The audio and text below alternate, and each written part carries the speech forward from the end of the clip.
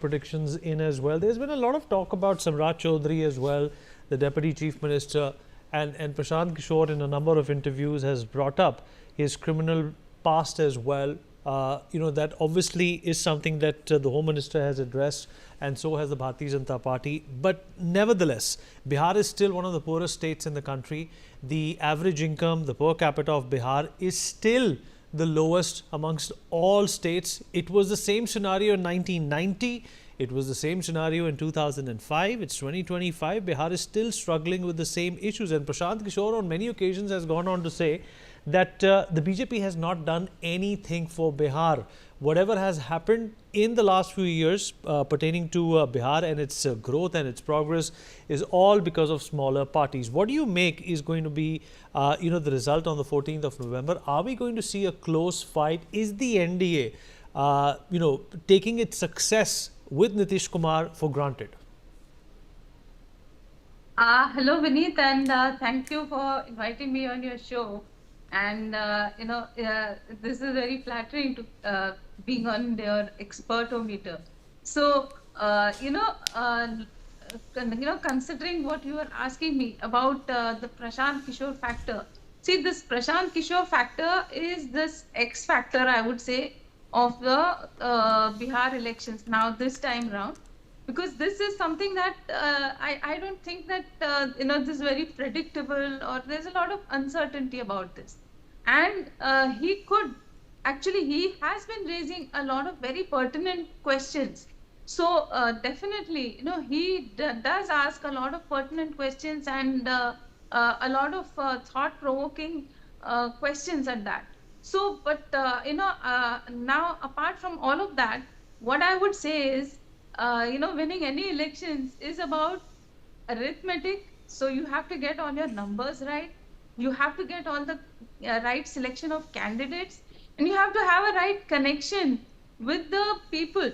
So all of that put together, that is where I see that today the NDA is leagues ahead of all the other political parties. The entire Mahagathbandhan, sorry to say, we have had some discussions on this on some of your past shows. But then, there also I have told you that I see that they are definitely not in unison. The Mahagathbandhan, I think that it's in name only, it's a Gathbandhan. Otherwise, they don't seem to be on the same page in any of the, in any of the factors. So, in fact, Professor Datta was talking about, see, how do you have something called as a friendly fight? The very basis, the very fact that there is anything called as a friendly fight in these elections, where there should have been a united force fighting against this huge, these people call it the election machine called as the NDA, especially the BJP. They should have been united and they should have been fighting it vehemently. Instead, they are into friendly fights with each other. So that is happening in 11 or 12 seats. And, so that is that is outrageous at the very start. Now, you are asking me about some allegations against some candidates of the NDA. See, they are all that's the Deputy Chief Minister, Rajalakshmi. That's the Deputy Chief Minister of Bihar. He's not just a mere candidate. Yes, the thing is, the fact of the matter is that, the very clear message of the NDA is that the law will take its own course, and that they are definitely, all of them, whoever is, any allegations are there, they are not going to be shielding them or anything. So they will have to face whatever charges are there, and they will face the courts. So all of that is happening. So, now when you compare it with the other side, when you look at the Mahagathbandhan, there you see that there are convicts there.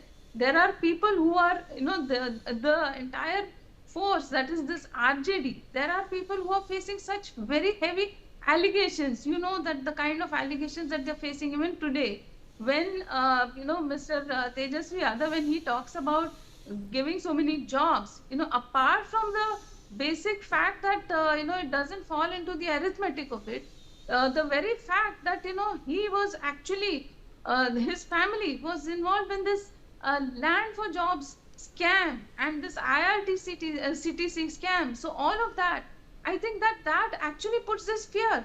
So this Jungle Raj is an entire a different monster again, which they just cannot get rid of.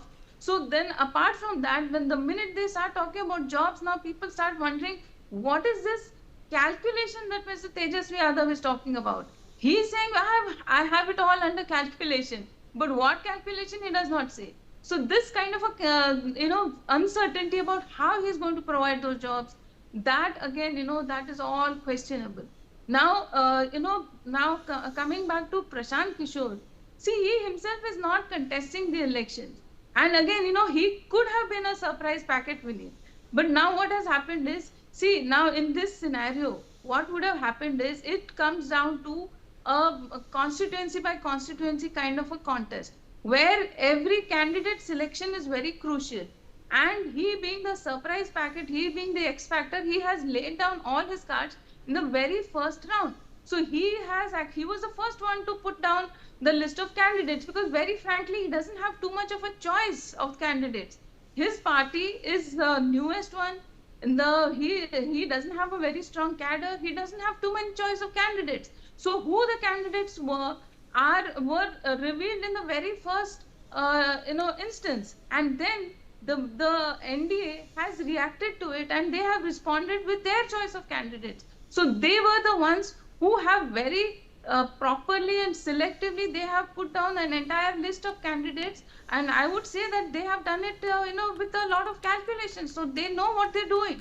And then the last ones to respond actually had the most time, but but sorrily what they did is they bungled up the whole thing.